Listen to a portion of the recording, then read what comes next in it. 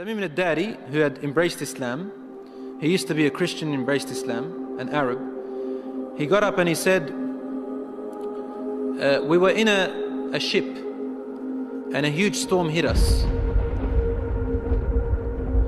And we were lost until our ship reached an island.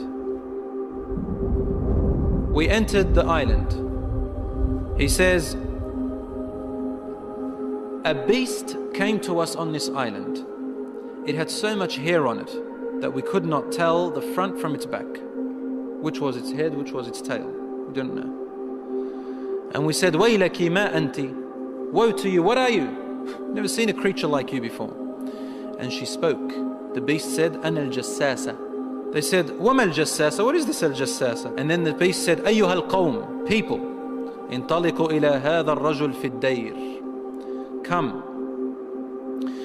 to this man who is waiting for you in a dayr. A dayr was known in those days as being like a place where people used to worship. And he said, there is a man who is waiting for your news anxiously. They said, we ran away from the beast immediately thinking it was a jinn. We entered this hut that was set for worship. And suddenly we saw in front of us a person, a man who was the biggest in build that we have yet to have seen. His arms were wrapped to his neck with chains like this. And his head and arms were also chained together to his knees, to his legs, like this. So he can just look up, and he's chained up really well, couldn't move. We said, what are you? And he said, you are able to hurt me because I'm chained up. So it's my right to ask, who are you first? They said, very well.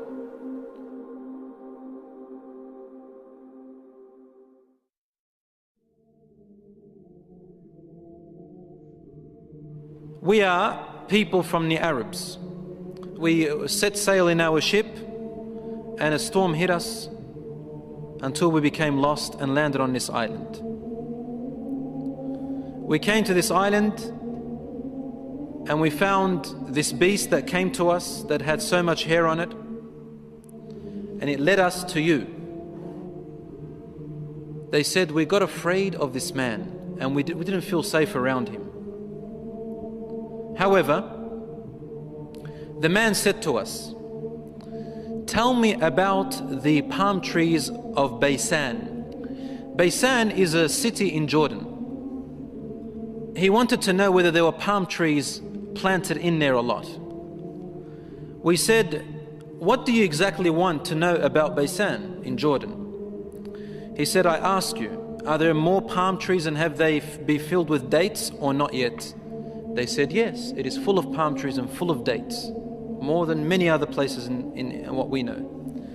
He said, soon its palm trees and dates will become scarce. Will no longer give fruits. Today, really, in Jordan, dates are scarce now. It used to be in history abundance. Now listen. He said, now explain to me about Buhayra Tabaraya. You know what Tabaraya is? Which ocean, which sea that is? Okay, the Tabaraya Sea.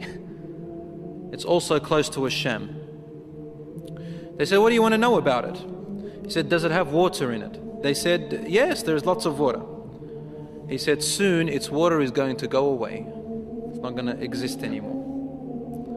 And truly today, the water has gone drier than before. Then he asked them, he said, tell me about Zaghar fountain. Zaghar fountain, probably about 3 days journey if you wanted to walk away from Jerusalem, Bayt al-Maqdis, that's where that fountain is. So basically in what we call Israel today. They said, what do you want to know about this fountain? He said, well, is there a large fountain and do people plant a lot of vegetation around it and it gives a lot of water yet? They said, yes, it's got a lot of water and its people plant a lot. Tell me about a prophet who is ummi, who is illiterate, cannot read or write. What has he done? They said he has come out in Mecca and now he lives in Yathrib, in Medina. He asked them, have his people fought him? They said yes. He said, what did he do? They said he was driven out by his own people. But he went to another Arab, the Yathrib people and those who embraced Islam with him, and they obeyed him. This man said to them, really? Has that really happened? They said yes. He said, أَمَا إِنَّ ذَاكَ خَيْرٌ لَهُمْ أَن يُطِيعُوهُ. He said, behold, it is better for those people who obey him to keep on obeying him. He's actually supporting the Prophet sallallahu alaihi wasallam.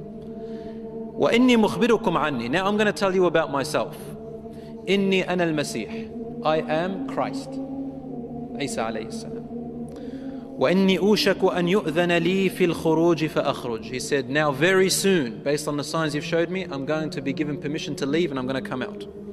فَأَسِيرُ فِي الْأَرْضِ. I will walk throughout the land. فَلَا أَدَعْ قَرْيَةً إِلَّا هَبَطْتُهَا فِي 40 لَيْلَةً. He said, there wouldn't be a village or a city or a place on earth except that I would have reached it, all in 40 days. The whole world in 40 days. غَيْرَ مَكَّةَ وَطِيبَةَ. All except two places, Mecca and Tiba, Medina. فَهُمَا مُحَرَّمَتَانِ عَلَيَّ كِلْتَاهُمَا. He said, they are both forbidden for me to enter. Now when we say he enters, it means he conquers, takes over. He owns it. كُلَّمَا أَرَدْتُ أَنْ أَدْخُلَ وَاحِدٍ. He goes, every time I wanted to come into one of them, an angel will stand guard holding a sword, and he will prevent me from entering Mecca and Medina.